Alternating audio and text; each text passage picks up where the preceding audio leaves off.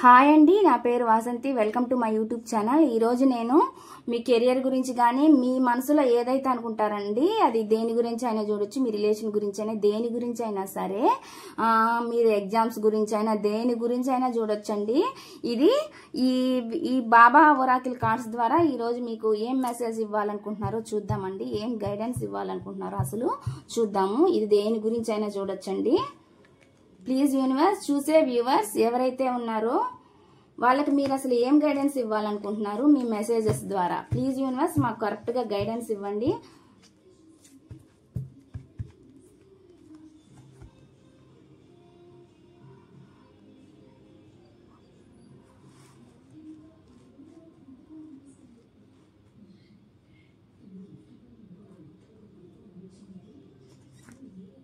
First message అండి, మీరు అసమానమైన వారు, అంటే మీ ప్రయాణం అపూర్వమైనది మరియు భిన్నమైనది.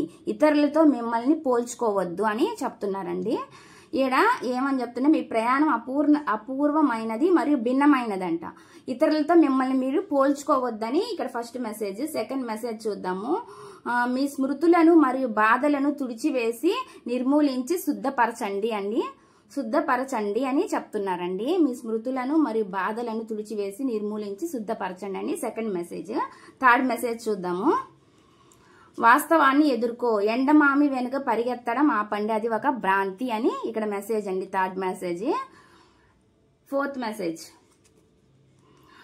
విచారము మరియు ఆనందము ఒకే నాణానికి రెండు వైపులా ఉంటాయి. విచారం అనేది అంటే బాధ అనేది, సంతోషం అనేది ఒకే నాణ్యానికి రెండు వైపులా ఉంటాయని ఇక్కడ మెసేజ్ చెప్తున్నారు అనమాట.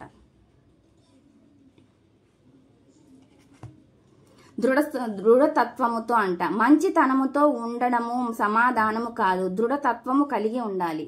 మంచితనముతో ఉండడం అనేది సమాధానం కాదంట, దృఢతత్వము కూడా కలిగి ఉండాలి అని ఇక్కడ మెసేజ్ చెప్తున్నారు. ఇవండి బాబా మెసేజెస్.